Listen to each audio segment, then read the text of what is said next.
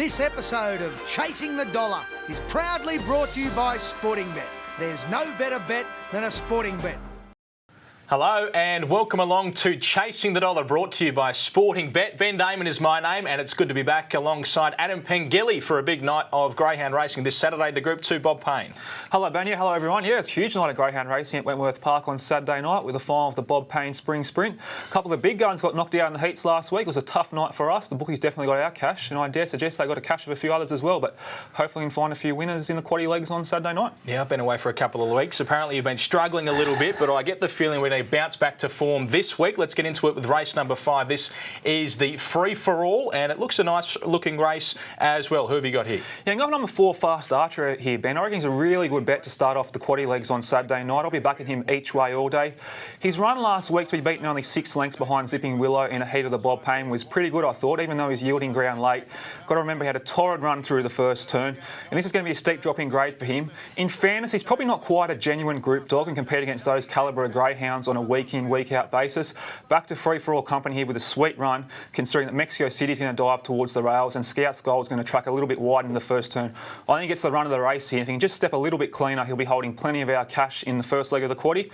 I've thrown in number 1, Rock Pepper, for second. She was outstanding on the bunny last week, running fast time. She looks like she had a good draw again as well, inside Dainty Banquet, who's a wide runner, and she'll go close for mine. Number 2, Dainty Banquet, goes in for third. She surprisingly missed the kick last week, but she's a much better greyhound than that. And I've just thrown in number 8, Go Home Bro, as best of the rest. But like I mentioned before, I'm really keen on Fast Archer to start us off on a good note in the first leg of the quaddie. Let's go to the second leg of the quaddie. This one is for the stayers, and probably a few here with a little bit of promise for the future.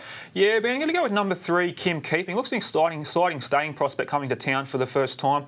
I really loved her win at Richmond last week in her first try over the 700 metres. She was really strong to the line, albeit in a small field. She didn't have to do a whole lot of work to find the top.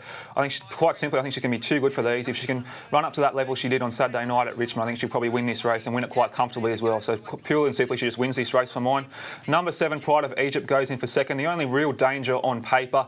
Tends to do a few things wrong in his races, but does have ability. So if you want to inject a little bit of value into the race, maybe take number 3 and number 7 in a Quinella. I've thrown number 2, Kentucky Grove, for third. It's good or late, but this is going to be a much harder race than what he's been facing lately. And number 5, Gasmic Diva, comes through that same race as Kim Keeping at Richmond last week and has claims for wider multiples. But like I mentioned, really keen on number 3, Kim Keeping. Let's go on to race number 7 on the program at Wentworth Park on Saturday night. Now, 3 of these are litter mates, the Charm Dogs. Richard Muscat is doing the training. They've all got through after winning last week at Wentworth Park on the Friday night. You tipping one of those? I'm not, Ben. I'm steering away, going to go with number 5, Proven Streak. I will say that I reckon this is the toughest race of the night for mine. I find it really hard to come up with a winner. Going to go with Proven Streak. She doesn't have a lot of early speed, but if she gets a little bit of luck, I reckon she'll probably win this race. She's awkwardly drawn outside a wide runner, but like I mentioned, she just needs a little bit of luck going through that first turn. She usually runs around that 30-second mark. If she can do that again on Saturday night, I reckon it might be good enough to win this race. So going to have number 5, Proven Streak, on top. I've included number 7, Charm Warrior, for second. Is the pick of my litter mates from a wide draw. She goes for 4 straight. Was really good on the bunny last week. Has the speed to cross here, so definitely has claims as well. Include number 1, Dynamite Charm, for third. Has that early dash and must rate highly off an inside draw. And number 2, Charm Road, is probably one for your exotics as well. Just think Proven Streak might be able to get the cash with a little bit of luck through the first turn. Well, that takes us along to the feature race of the evening at Wentworth Park this Saturday night. It is race number 8 on the program. It is the Bob Payne Spring Sprint, and it is an absolutely cracking Group 2 race as well. Let's have a look at the market. This is through Sportingbet, of course, and Zipping Willow at $2.40 from the outside is our favourite just at the moment. $4.50 the 3 to Sarley Bale. Then we have the first reserve, Xylia Allen, at $6, $7.50 for Crackerjack Lil, and further out from that. Adam, what do you see at value there? On face value, Ben, I thought Goldtown at $8 was a huge price when I first looked at the market. On facts and figures alone, after his best of the night run there at Wentworth Park last Saturday night and a previous $29.40 odd at Wentworth Park, I thought it was a massive price. But when you have a close look at the draw, I think he's terribly drawn. It's a horror draw for him, to tell you the truth.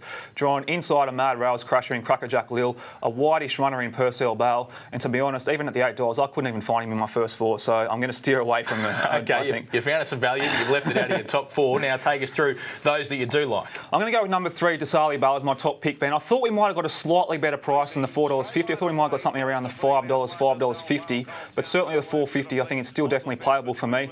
I thought she was pretty good last week, even though she was safely held by Goldtown the run to the line. Had to cover a stack of ground from a wide draw, going through the first turn and down the back straight. The time wasn't too bad, and back from a more suitable draw in box 3, I think she can jump and run and get on the bunny and almost lead this race. If she does, she's going to be terribly hard to run down. So she's going to be my top pick.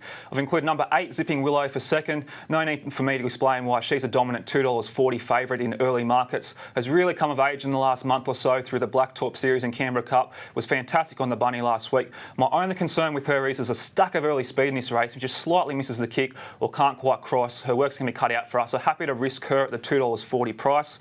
Number 6, Crackerjack Little goes in for third. We know what she's capable of. She's going to jump and run, get on the bunny and give them all something to catch. So she's definitely a winning chance as well, and expect an improved showing from number 2, Good Odds John, but happy to play Dasali Bale at around the $4.50 price. And a promotion through Sportingbet as well on all group racing in greyhound racing in Australia. Now, it is best tote plus 5%. That is available on all Australian greyhound group racing.